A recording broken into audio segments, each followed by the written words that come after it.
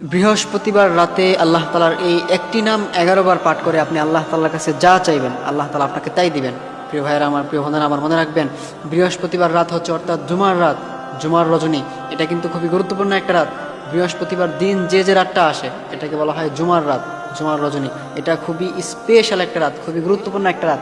আপনি যদি এই রাতে আল্লাহ তালার এই নামটি 11 বার পাঠ করে আপনি আল্লাহ তালার কাছে চাইতে পারেন, আল্লাহ তালা আপনার সকল চাওয়া পাওয়া পূরণ করে দিবেন।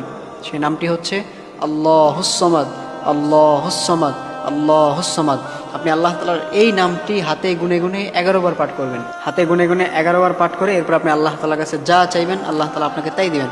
আপনি বৃহস্পতিবার এশার নামাজটা পড়ে, এশার যে ফরজ নামাজটা আছে এটা আপনি আদায় করে আপনি বাসায় এসে এরপর খাওয়া দাওয়া করে সুন্দর করে বাসার একটা কোনায় আপনি যাই নামাজটা বিছিয়ে আপনি নামাজের সিস্টেমে বসে আপনি আল্লাহ তালার এই নামটি 11 বার পড়বেন, আল্লাহুস সামাদ, আল্লাহুস সামাদ। তবে হ্যাঁ, একটা কথা অবশ্যই মাথায় রাখবেন, আপনি অবশ্যই দোয়ার আগ দিয়ে আপনি দুরূদ পাঠ করবেন।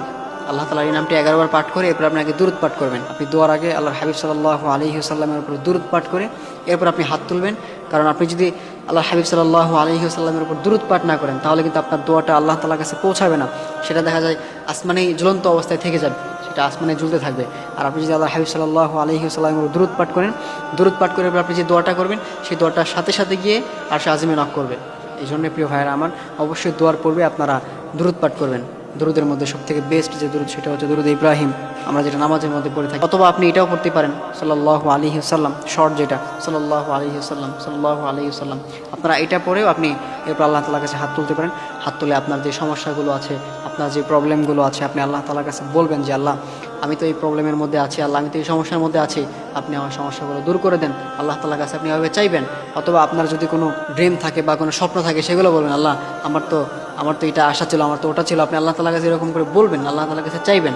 আপনি যদি আল্লাহ তাআলার কাছে চাওয়ার মতো চাইতে পারেন আল্লাহ তাআলা আপনার সে চাওয়া পাওয়াগুলো পূরণ করে দিবেন। আল্লাহ তাআলা কোরআনে বলে দিয়েছেন, ওয়ালিল্লাহিল আসমাউল হুসনা ফাদউহু বিহা। ও গোলামেরা, আমার যে সুন্দর সুন্দর নাম রয়েছে, আমার যে ইসমে আজম, আমার যে স্পেশাল নামগুলো রয়েছে, তোমরা যদি আমি রাব্বুল আলামিনের সেই নামগুলো ধরে আমি রাব্বুল আলামিনকে ডাকতে পারো, আমি রাব্বুল আলামিন তোমাদের ডাকে সঙ্গে সঙ্গে সাড়া দেব। এজন্য অবশ্যই বৃহস্পতিবার রাতে আপনারা আল্লাহ তাআলার এই নামটি 11 বার পাঠ করে আল্লাহ তাআলার কাছে হাত তুলবেন। আল্লাহ তাআলার কাছে হাত তুলে আপনার যে চাওয়া পাওয়াগুলো আছে সেগুলো বলবেন, আপনার যে সমস্যাগুলো আছে আপনি সেগুলো আল্লাহ তাআলার কাছে বলবেন। আল্লাহ তাআলা আপনার সকল সমস্যা দূর করে দিবেন, আল্লাহ তাআলা আপনার সকল চাওয়া পাওয়া পূরণ করে দিবেন।